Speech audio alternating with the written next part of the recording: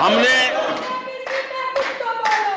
आजादी के अमृत काल में एक बहुत बड़ा हिम्मत भरा कदम उठाया। मैं जानता हूं यह आसान नहीं है, हमें बहुत मेहनत करनी पड़ेगी और वो रास्ता हमने चुना है सैचुरेशन का।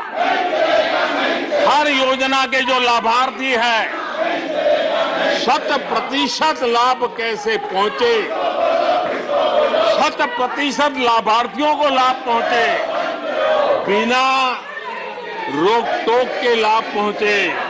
और मैं कहता हूं अगर सच्चा पंथ निरपेक्षता है तो यही है, सच्चा सेक्युलरिज्म है तो यही है। और सरकार उस राह पर बड़ी ईमानदारी के साथ चल पड़ी है। अमृत काल में हमने सैचुरेशन का संकल्प लिया है। 100% लाभार्थियों तक पहुंचने का भाजपा एनडीए सरकार का ये संकल्प है। आदरणीय सभापति जी, ये 100% वाली बात, ये सैचुरेशन वाली बात देश की अनेक समस्याओं का समाधान तो है ही। उस नागरिक की समस्याओं का समाधान इतना ही नहीं है, देश की समस्याओं का समाधान है। एक ऐसी नई कार्य संस्कृति को लेकर के हम आ रहे हैं जो देश में मेरा तेरा अपना पराया उन सारे भेदों को मिटाने वाला रास्ता है, सैचुरेशन वाला हम लेकर के आए। सैचुरेशन तक पहुंचने का मतलब होता है भेदभाव की सारी गुंजाइशें खत्म करना। जब डिस्क्रिमिनेशन रहता है तब करप्शन को भी संभावना मिलती है।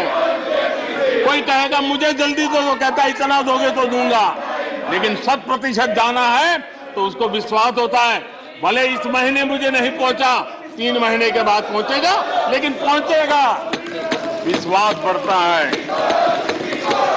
ये तुष्टीकरण की आशंकाओं को समाप्त कर देता है। फलानी जाति को मिलेगा, फलाने परिवार को मिलेगा, फलाने गांव को मिलेगा, फलानी बिरादरी को मिलेगा, फलाने पंथ संप्रदाय वालों को मिलेगा, ये सारी तुष्टीकरण की आशंकाओं को खत्म कर देता है। स्वार्थ के आधार पर लाभ पहुंचाने की प्रवृत्ति को पूरी तरह खत्म कर देता है और समाज के आखिरी व्यक्ति को, जो आखिरी पंक्ति में खड़ा हुआ व्यक्ति है और महात्मा गांधी जिसकी हमेशा वकालत करते थे, उसके अधिकारों की रक्षा इसके अंदर समाहित होती है और हम उसको सुनिश्चित करते हैं। और सबका साथ सबका विकास, ये मतलब यही है कि 100% उनके हकों को पहुंचाना। जब सरकार की मशीनरी का लक्ष्य हर पात्र व्यक्ति तक पहुंचने का हो तो भेदभाव पक्षपात टिक ही नहीं सकता। इसलिए हमारा ये 100% सेवा अभियान सोशल जस्टिस, सामाजिक न्याय, इसका बहुत बड़ा सशक्त माध्यम है। यही सामाजिक न्याय की असली गारंटी है। यही सच्ची पंथ निरपेक्षता है, यही सच्चा सेक्युलरिज्म है।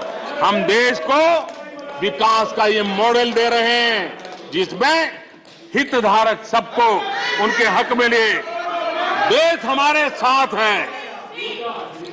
कांग्रेस को बार बार देश नकार रहा है, लेकिन कांग्रेस और उसके साथी अपनी साजिशों से बाज नहीं आते हैं और जनता ये देख भी रही है और उनको हर मौके पर सजा भी देती रही। आदरणीय सभापति जी, हमारे देश की आजादी में